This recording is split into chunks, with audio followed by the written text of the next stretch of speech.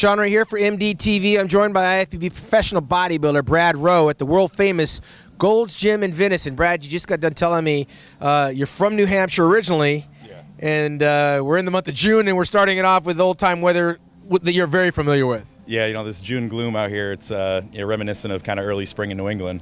But, you know, when you get so used to that sunny California weather, waking up to this shit, you lose a little motivation every morning. So just going to try to push through this next couple weeks, and hopefully the sun starts cracking up early again. Well, I remember back in 1988, I moved here, and when I walked in, it's like walking into the pages of Muscle and Fitness and Flex. I mean, Tom Platz would be in there, Hulk Hogan, Mike Christian, the who's who of professional bodybuilding, Samir Banu and Chris Dickerson. You're a little bit behind my time. When you walk into this gym, I know the legendary pictures are on the wall, but does it feel like this is home for you being a bodybuilder? You know, when I first moved out here, there was absolutely nobody. My first time I came and traveled and visited Venice was the weekend of the Flex Pro when they had it out here. So I walk in, obviously there's a bunch of pros here training, and I was like, oh, this is awesome. You know, so I kind of got the bug to move out here, and I came out here, and there was literally no pros for the first probably 6 months or so. I think He-Day would come in and out training.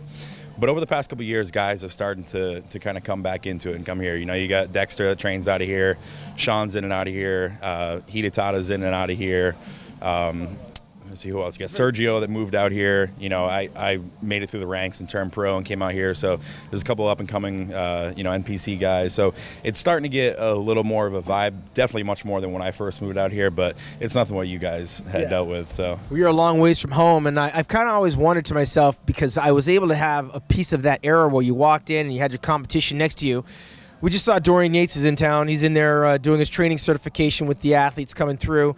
Are you here for the equipment? I mean, because you stayed, even though there's not really a whole lot of people here. I mean, the equipment, the environment, what is it about Gold's Gym that keeps you here for 6 years at least? You know, it's just opportunity that LA provides. You know, it's ridiculously expensive to live, and traffic, and people are miserable. But, you know, I do commercial work and things like that, so that's been able to provide a decent living for me.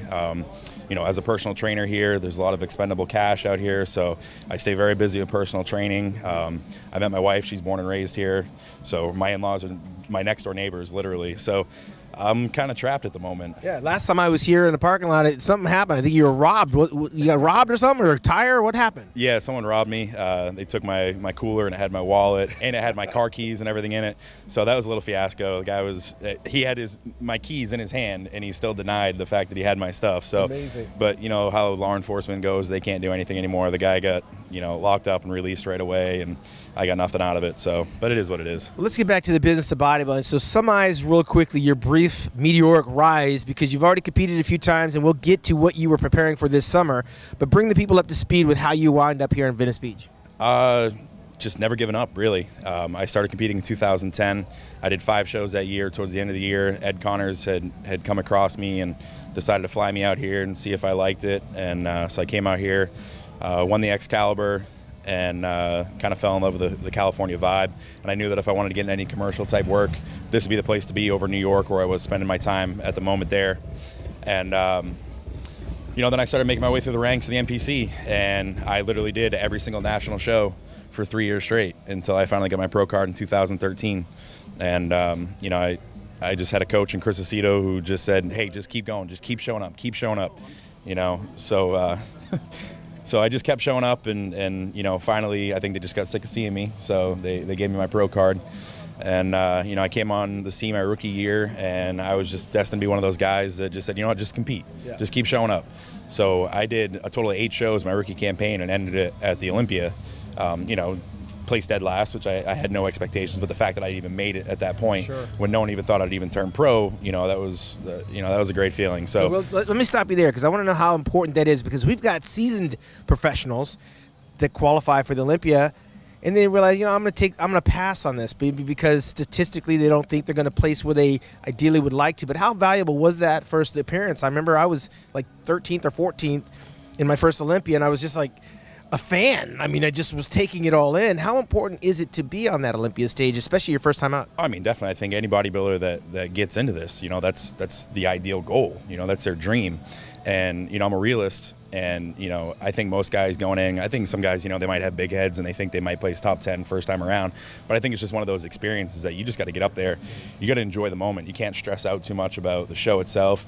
Just try to be your best, get up there and do what you can and relish the fact that you've made it, and so many guys that have been chasing for years and years and years never have. And like you said, you got the guys that, you know, seasoned pros that have qualified, skipped it, and they might not ever make it back again. Absolutely. So you never know what life might take away from you. So the fact that I even got to make it up there, that's the pinnacle of my career so far. I might not ever make it back again, and I'm a realist about that. You know, the up-and-coming pros are getting better and better every year, and, you know, the shows, although people bitch that, you know, they're not as competitive as they were when in 2014, 2015, they were a lot less competitive, you know, and that's no knock on the guys I competed against, but, you know, I was extremely underdeveloped, and I just managed to make it in by showing up in shape. By comparison, those other shows that you've competed in, how do they measure up to the Olympia experience? Because, again, some of these seasoned athletes sit it out, and they've already experienced the Olympia. Is it because they've got more options, maybe more sponsorship dollars, or maybe they want to take some time off? I'm not familiar with wanting to take time off when you have the Olympia sitting in front of you and you choose to skip it and compete in another show. But how much different is that Olympia experience from any other contest you competed in? Oh, I mean, it's second to none. You know, the production from top to bottom with the press conference and everything else, no other shows really have that kind of feel behind it. You know, you have the meet and greet the pros where hundreds of fans line up. You know, I was a nobody, and I still had people lined up, you know, coming to get my autograph. So it's definitely a second to none experience, and I suggest everybody, you know, just get out there and do it. You know, first time, you know, if you're not going to be a top 5 guy, top 6 guy, realistically, just go and enjoy the experience.